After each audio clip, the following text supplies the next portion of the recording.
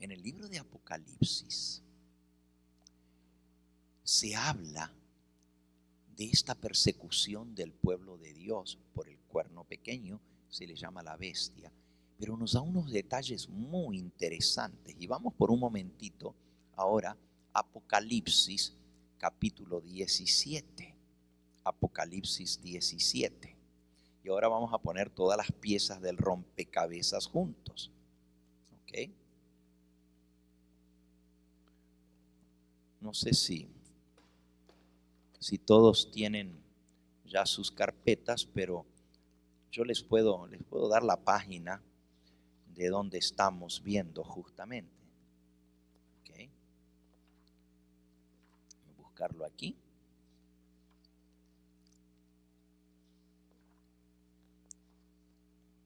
¿Ok? Estamos haciendo el repaso de lo que hemos visto hasta ahora y es el tema 22 de la carpeta. Está en la página 154. El cuerno pequeño, parte 8, ¿verdad? Cuerno pequeño, parte 8. Y estamos ahora justamente en la página 159. Y ahí se nos habla de una mujer en el libro de Apocalipsis. Una mujer que es una ramera, una prostituta también. Ahora fíjense, Dios le llamó a las dos mujeres, Israel y Judá, los dos reinos, prostitutas porque andaban tras los ídolos.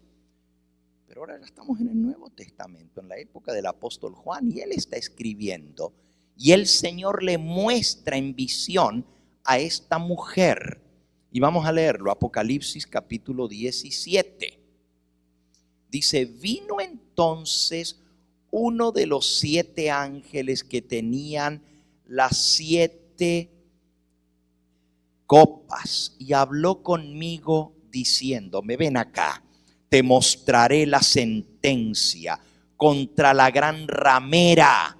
Ramera quiere decir prostituta, la que está sentada sobre muchas aguas. Versículo 2, con la cual han fornicado los reyes de la tierra y los moradores de la tierra se han embriagado con el vino de su fornicación.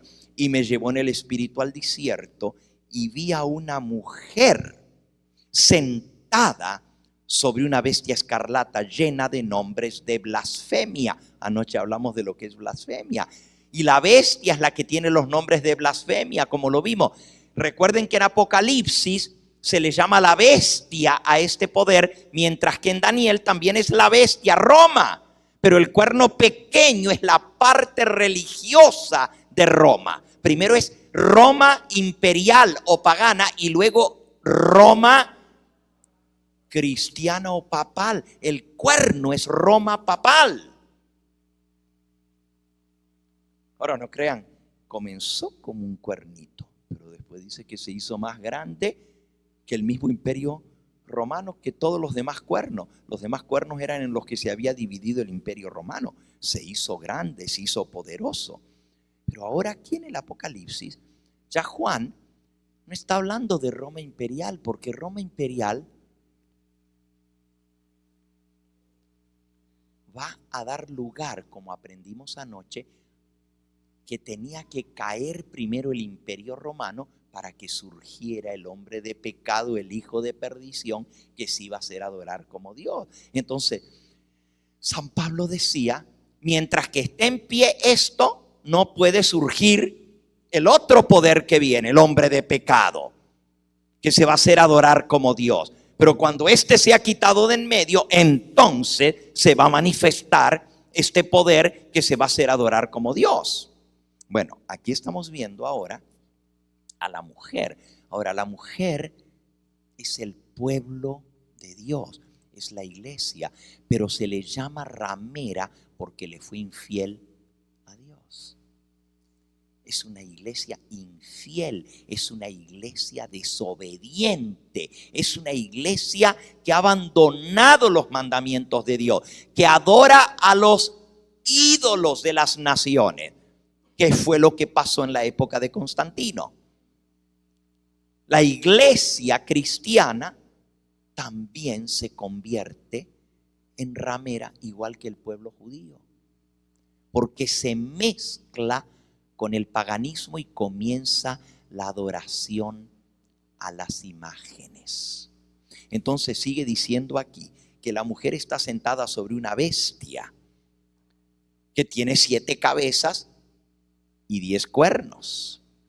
Y la mujer, versículo 4, estaba vestida de púrpura y escarlata, adornada de oro, de piedras preciosas y de perlas, y tenía en su mano un cáliz de oro lleno de abominaciones y de la inmundicia de su fornicación, y en su frente tenía un nombre escrito, un misterio: Babilonia la grande, la madre de las rameras y de las abominaciones de la tierra.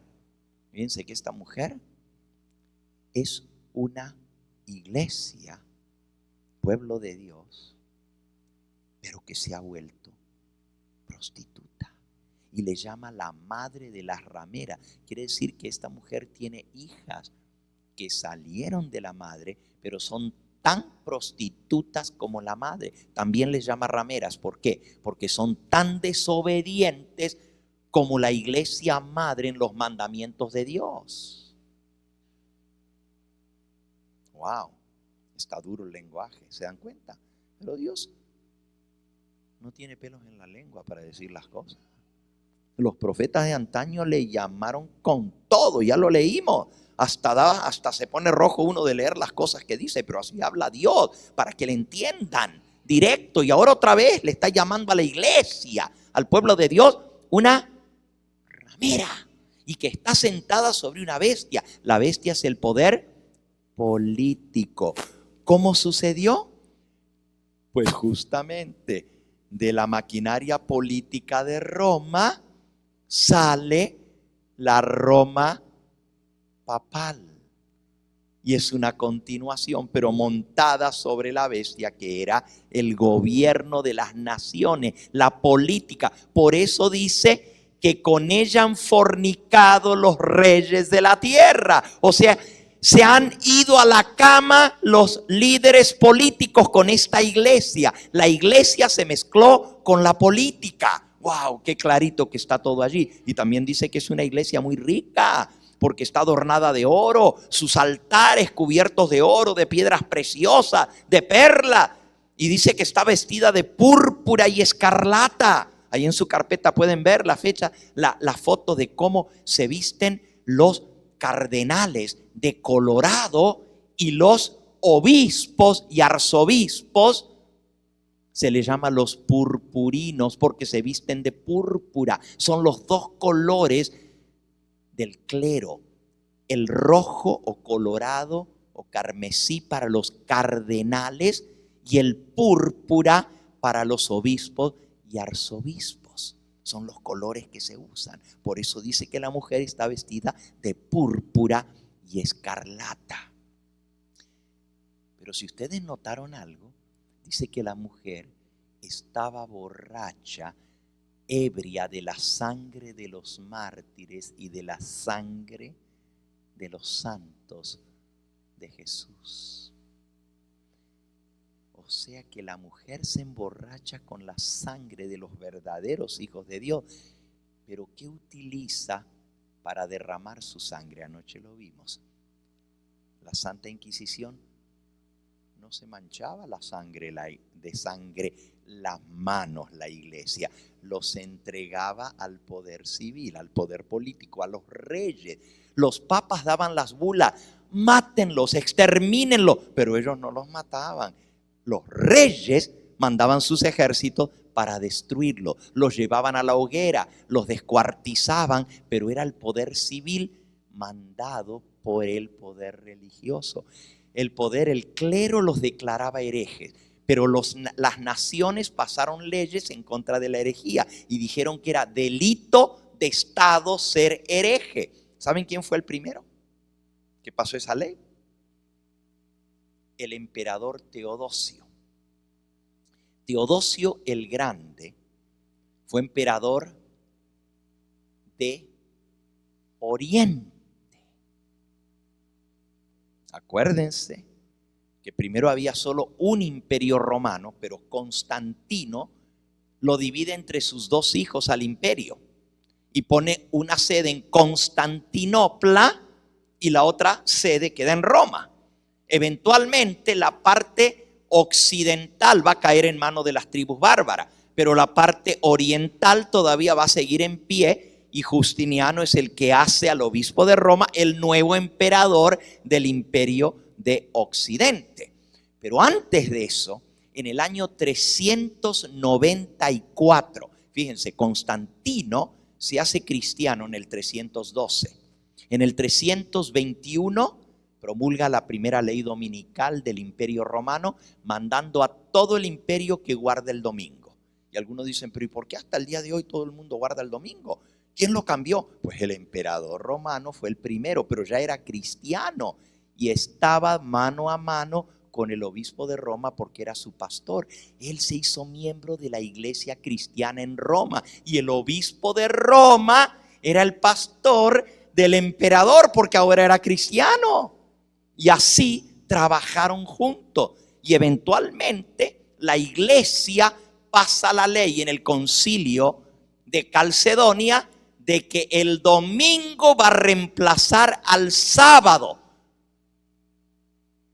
para obedecer la ley del Imperio Romano y para que no los confundan con los judíos, porque no somos judíos, somos cristianos. Apostata la iglesia, comenzando a guardar el domingo, pero también las imágenes. Y el primero que pasa la ley de perseguir a los herejes es el emperador Teodosio. Ya era cristiano también el emperador Teodosio. En el año 394 declara que el cristianismo, la religión cristiana, es la religión oficial del Imperio Romano. Fíjense, menos de 100 años había sido un perseguido y muerto los cristianos por Decio y por Diocleciano antes de Constantino. Constantino se convierte y en menos de 100 años, en 80 años más tarde, ya el cristianismo es declarado la religión oficial del Imperio Romano. Y en el año que sigue, el 395, Teodosio declara delito de Estado la herejía, el paganismo, el judaísmo y el no ser católico. Delito. O sea, ya es una ley civil. La ley del imperio dice que tienes que ser cristiano. Y si no eres cristiano, estás en delito y vas a la cárcel, eres desterrado o te matan.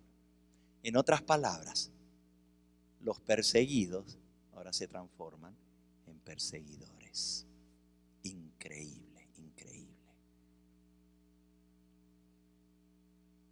Todo eso en un siglo, en el siglo IV, del 321 al 395. 70 años y se cambió el imperio romano a ser imperio cristiano. Y la iglesia cristiana, que en ese tiempo se llamaba ya la Iglesia Universal, católica quiere decir universal, de ahí viene el nombre de católica de el emperador Constantino. Él le puso el nombre. Esta es la iglesia del imperio, la iglesia imperial, universal, católica. Se transforma en perseguidora de los que no son católicos. Y ya lo vimos antenoche, cómo mandaron a matar a las tribus arrias porque no eran católicas. Las exterminaron. Las exterminaron. Entonces la mujer está borracha de la sangre de los santos y de los mártires, pero los entrega a los mártires en manos del gobierno para que el gobierno los mate. Porque hay leyes civiles que declaran que es delito civil.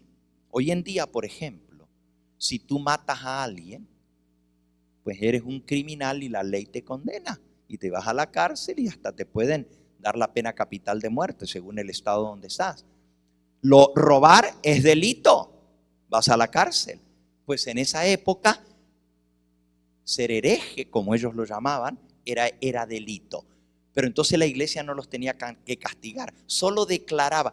¿Quién tiene el derecho a decir si uno es hereje o no? El gobierno no. La iglesia te dice, este es un hereje porque no cree la doctrina. Pero la iglesia no le hace nada. Le dice, hemos juzgado esta persona y hemos encontrado que es hereje. Lo entregamos en vuestras manos para que sepáis qué hacer. Haced cumplir la ley en ellos. Y la ley era matarlos, porque la herejía se mataba con la muerte. Entonces trabajaban de común acuerdo la iglesia con el poder político. Los reyes hacían lo que el obispo de Roma les decía. Esa fue la Edad Media y toda la Santa Inquisición que ya estudiamos. Ahora, vamos a hacer una comparación del cuerno pequeño con la imagen de Daniel 2, como les dije al principio. Eso está en la página 156 de su carpeta. En la página 156, ahí se ve dos anillos, que son la iglesia y el Estado en el dibujo. El cristianismo católico romano se mezcla con el paganismo y se une el paganismo con el cristianismo, pero también la autoridad política con la autoridad religiosa se hace una sola en el obispo de Roma. Ahora, esto está representado en el cuerno pequeño, que es diferente a los otros cuernos. Habla palabras contra Dios, se hace igual a Dios, habla blasfemias contra Dios, pero también persigue a los santos del Altísimo. Y la mujer tiene que huir por 1260 días. El cuerno pequeño persigue por 1260 días hasta que le quitan su poder en el año 1798 de perseguir. Okay. Pero no solamente eso. Fíjense, en Daniel 7, el cuarto imperio es la bestia espantosa con dientes de hierro y con 10 cuernos y el cuerno pequeño que le sale. Esa es la cuarta bestia, Roma. En Daniel 2, que estudiamos ya la imagen de oro, plata, bronce, hierro, el imperio romano está representado por las piernas de hierro. ¿Me están siguiendo? Ok. ¿Qué representa el imperio romano? Las piernas de hierro. Interesante, ¿verdad? Reino romano de Oriente y reino romano de Occidente. Pero ¿de qué eran los pies?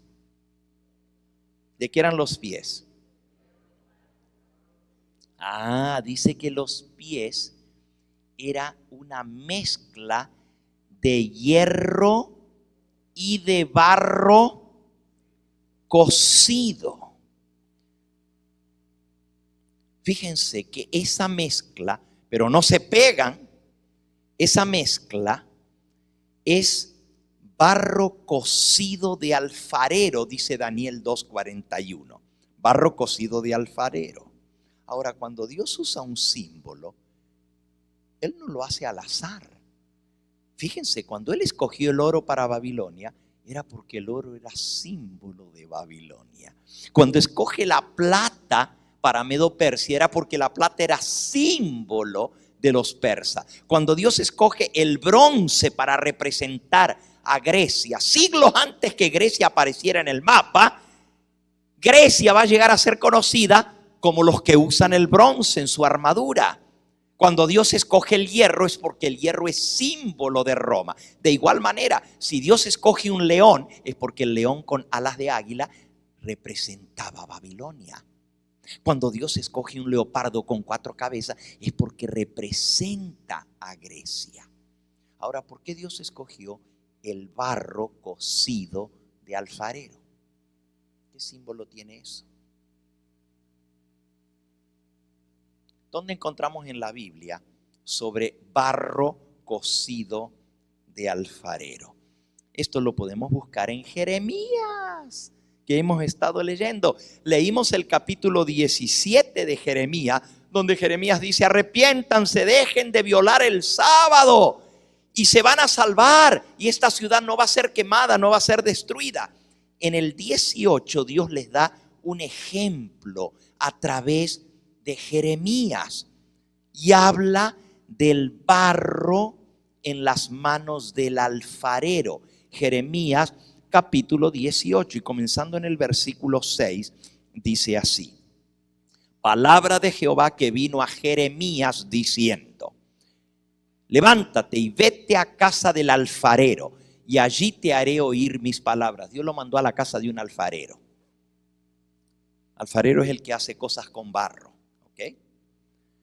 Y descendí a la casa del alfarero y aquí que él estaba trabajando sobre la rueda. ¿Han visto cómo trabaja? Ahí está una foto en su carpeta, en la página 157, de cómo hay una rueda que se va girando y con las manos se le va dando forma al barro, ¿ok? Él trabajaba sobre la rueda, versículo 4, y la vasija de barro que él hacía se echó a perder en su mano. Y volvió y la hizo otra vasija según le pareció mejor hacerla. Fíjense, estaba haciendo una vasija, pero se dañó la vasija. Y entonces el alfarero la volvió a aplastar y comenzó otra vez, hizo otra vasija. ¿Qué significaba eso? Dios le dijo: está la palabra de Dios, vete a la casa del alfarero y ahí te voy a dar lo que le vas a decir al pueblo. Entonces vino a mí la palabra de Jehová diciendo, versículo 5, ahora el 6, ¿no podré yo hacer de vosotros como este alfarero, oh casa de Israel? Dice Jehová. He aquí como el barro en la mano del alfarero, así sois vosotros en mi mano, oh casa de Israel. Así que la vasija de barro de alfarero representa el pueblo de Dios. Dice el versículo 7: en un instante hablaré contra pueblos y contra reinos para arrancar y derribar y destruir. Pero si esos pueblos se convirtieren de su maldad contra la cual hablé, yo me arrepentiré del mal que había pensado hacerlo, y en un instante hablaré a la gente, de la gente y del reino, para edificar y para plantar. Pero si hiciere lo malo delante de mis ojos, no oyendo mi voz, me arrepentiré del bien que había determinado hacerle. ¿Entienden ahora la señal del alfarero? Lo mismo que estaba en el capítulo 17. Si ustedes obedecen, todo va a ir bien. Pero si ustedes siguen desobedeciendo, va a ir mal. Yo he dicho que los voy a destruir, pero si se convierten, los voy a perdonar. Pero si siguen en rebeldía, los voy a destruir. Entonces, la casa de Israel, el pueblo de Dios, está representado por el barro. Qué interesante, porque ahora vamos a entender mejor la imagen. Por eso les decía el otro día que no todo lo de la imagen ya lo hemos aprendido, hay mucho más para aprender. Y si Dios usa un símbolo, hay que ver el simbolismo que eso representa. Entonces, si es la casa de Dios, y aquí dice que Dios es el alfarero y su pueblo, su iglesia, es el barro en las manos. Y ahí pueden leer, y les puse varios versículos en la carpeta, ahí en Romanos 9, en Isaías 64. Dios hizo una primera vasija de barro, según lo que acabamos de leer. Pero la vasija lamentablemente se echó a perder. Noten, Dios hace una vasija de barro, de alfarero. El alfarero es Dios, el barro es su pueblo. Pero se echó a perder la vasija. Y entonces Dios hace una segunda vasija de barro con el mismo barro. Con el mismo barro. ¿Qué representan esas dos vasijas? La primera vasija fue su pueblo escogido del Antiguo Testamento, el judaísmo. Fíjense qué sencillo que se puede interpretar la Biblia. La primera vasija que Dios hizo, porque la vasija es su pueblo, ¿verdad? Era el pueblo judío, su pueblo escogido, pero se echó a perder en sus manos. Cuando esa vasija como iglesia, como sistema religioso, como pueblo escogido de Dios, se echó a perder. ¿Y cuándo se terminaron de echar a perder? ¿Cuándo? Dios los perdonó un montón de veces, pero finalmente los desecha y dice: voy a hacer otra vasija con el mismo barro. ¿Cuándo es que se echaron a perder del todo? Que Dios dice: borrón y cuenta nueva, voy a hacer otra vasija. ¿Cuándo? Ustedes saben. A ver, vamos a leerlo para que entendamos bien esto. Vamos al libro de Mateo. Mateo. En el capítulo 21. Mateo 21. Jesús les cuenta otra historia, porque a Jesús le gustaban las historias. Ustedes ven el mismo autor del Antiguo Testamento que usa ilustraciones, historias del alfarero. En el Nuevo Testamento es Cristo el que da las parábolas. Y dice: oíd otra parábola, versículo 33. Un hombre padre de familia, el cual plantó una viña, la cercó de vallado, cavó en ella un lagar, edificó una torre y la arrendó a unos labradores y se fue lejos. Esa viña, en Isaías 5, y el profeta Isaías había hablado que la viña también representaba al pueblo de Dios. ¿Se acuerdan? Eso está en Isaías 5. El padre de familia es Dios que planta una viña. La viña es el pueblo escogido, su pueblo. Cuando se acercó el tiempo de los frutos, versículo 34, envió a sus siervos, a los labradores, para que recibiesen sus frutos. Mas los labradores, tomando a los siervos, a uno golpearon, a otro mataron y a otro apedrearon. ¿Quiénes son los siervos que mandó el Padre a recoger los frutos? Los profetas. Les mandó uno tras otro, y a uno apedrearon y a otro mataron. Les envió de nuevo otros siervos, más que los primeros, e hicieron con ellos de la misma manera. Fíjense, antes del cautiverio les mandó profetas, pero después del cautiverio más profetas, pero hicieron lo mismo con ellos, más siervos les mandó. Y finalmente, versículo 37, les envió a su hijo, diciendo: tendrán respeto a mi hijo. Mas los labradores, cuando vieron al hijo, dijeron entre sí: este es el heredero, venid, matémosle y apoderémonos de su heredad. Y tomándole, le echaron fuera de la viña y lo mataron. Al hijo lo mataron, al heredero. Cuando venga pues el Señor de la viña, ¿qué hará aquellos labradores? Y le dijeron los mismos judíos: a los malos destruirá sin misericordia y arrendará su viña a otros labradores que le paguen el fruto a su tiempo. Y Jesús les dijo: ¿nunca leísteis en las Escrituras: la piedra que desecharon los edificadores ha venido a ser cabeza del ángulo? Y el Señor ha hecho esto y es cosa maravillosa a nuestros ojos. Por tanto os digo, versículo 43, que el reino de Dios será quitado de vosotros y será dado a gente que produzca los frutos de él. Y el que cayere sobre esta piedra será quebrantado, y sobre quien ella cayere lo desmenuzará. Y oyendo sus parábolas, los principales sacerdotes y los fariseos entendieron que hablaba de ellos. ¿Qué les dijo Jesús? El reino de los cielos es quitado de vosotros, los judíos, y Dios se lo va a dar a otro. Ahí está la segunda vasija. La primera se acabó. Ahora el Señor dice: voy a hacer otra vasija. Pero fíjense que Él hace del mismo barro.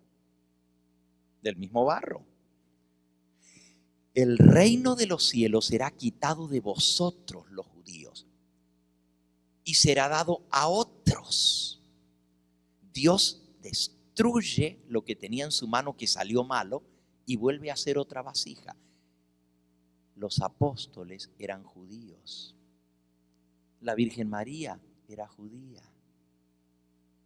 Los 120 reunidos en el aposento alto eran todos judíos. Los 3000 que se bautizaron el día de Pentecostés eran judíos. Pero Dios forma un nuevo reino. Ya no son los judíos de la nación judía, el Sanedrín y el sumo sacerdote, Anás y Caifás y todos los demás. Eso eran la organización religiosa que había apostatado. Ahora Dios de la misma masa hace una nueva vasija, y esa nueva vasija es su iglesia del Nuevo Testamento, pero la hace del mismo barro. De los mismos judíos saca su nueva iglesia, pero ahora el reino es dado a esta gente y ahora se incorporan en ese pueblo escogido los gentiles. ¿Se acuerdan lo que leímos que Dios les había dicho al pueblo de Israel cuando los sacó de Egipto?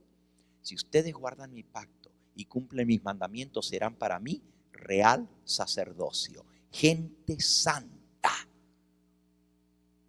pueblo escogido. Éxodo 19:4. Ahora vayan a lo que escribe el apóstol Pedro. Vayan a la epístola de Pedro. ¿Ok? Esto es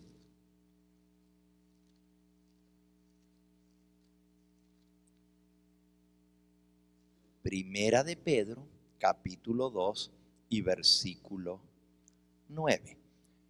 No vamos a leer el principio del capítulo 2, pero está hablando de lo mismo.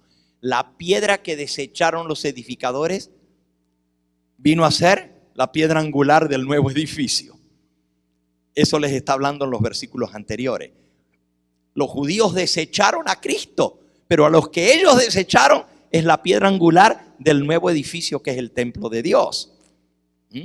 Por eso dice en el versículo 4, acercándolos a Él, piedra viva, desechada ciertamente por los hombres, mas para Dios escogida y preciosa. Vosotros también, como piedras vivas, sed edificados como casa espiritual y sacerdocio santo, para ofrecer sacrificios espirituales aceptables a Dios por medio de Jesucristo. Y luego cita cómo la piedra iba a ser desechada.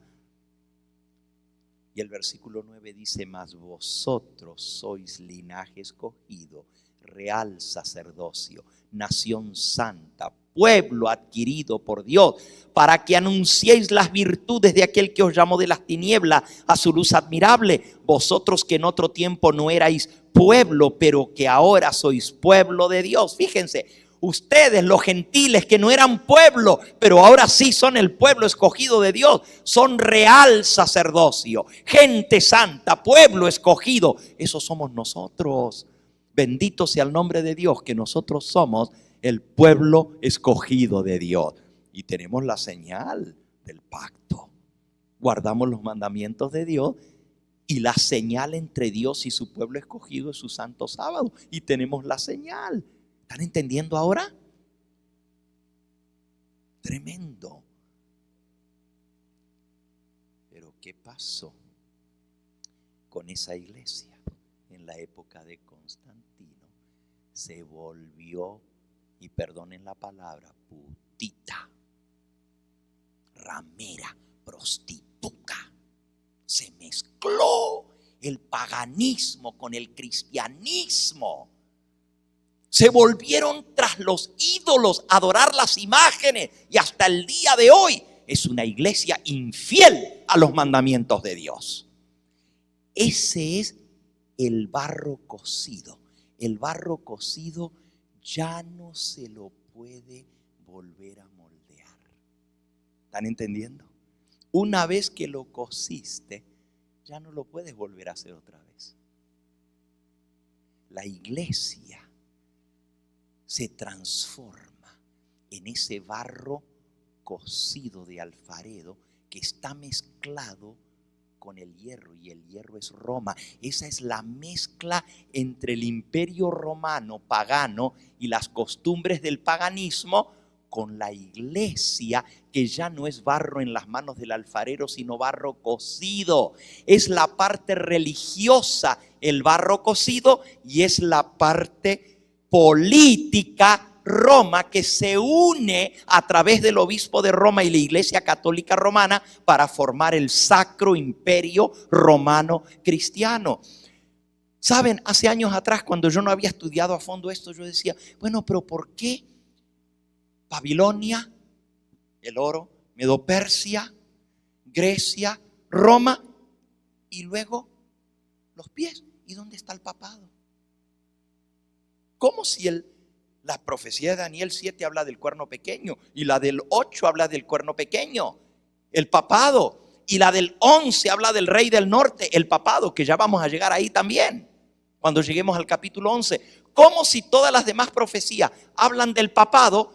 ¿Cómo en Daniel 2 no está? Y es que no la había estudiado a fondo, no entendía lo del barro cocido de alfarero, hasta que me le puse a dar la vuelta y a buscarle qué representa. Si el oro representa algo, si la plata representa algo, si el hierro que llega hasta los pies representa Roma, ¿dónde está la Roma papal? ¿Dónde está la parte religiosa de Roma? ¿Dónde está el papado? Y allí me lo encontré, en el barro cocido de alfarero mezclado con el hierro de los pies de la imagen. Ese es la Roma papal, mezclada la política con la religión. La religión es el pueblo de Dios. El barro en las manos del alfarero es su pueblo. Pero cuando el barro se endurece, ya Dios no puede hacer nada con él. Y está mezclado con el hierro. Es la política y la religión juntas. Oigan, ¿y qué hora es? ¿Y cómo no me avisaron? Yo estaba muy entusiasmado. Comenzamos tarde hoy. Tuve un inconveniente bastante grave. No nada malo para mí, pero algunas situaciones que se dieron que no me permitieron llegar más temprano. Mañana, Dios mediante, sí voy a estar tempranito y les voy a decir por qué. Porque mañana tengo que venir a ungir una persona en el hospital aquí cerquita a las 5:30 de la tarde. Así que me voy a desocupar 6:30, ya para las 7 tempranito vamos a estar aquí. Vamos a ponernos en pie. ¿Les pareció interesante lo que vimos esta noche? ¿Verdad que es algo que ni yo mismo lo había descubierto hasta que comencé a investigar más a fondo este asunto?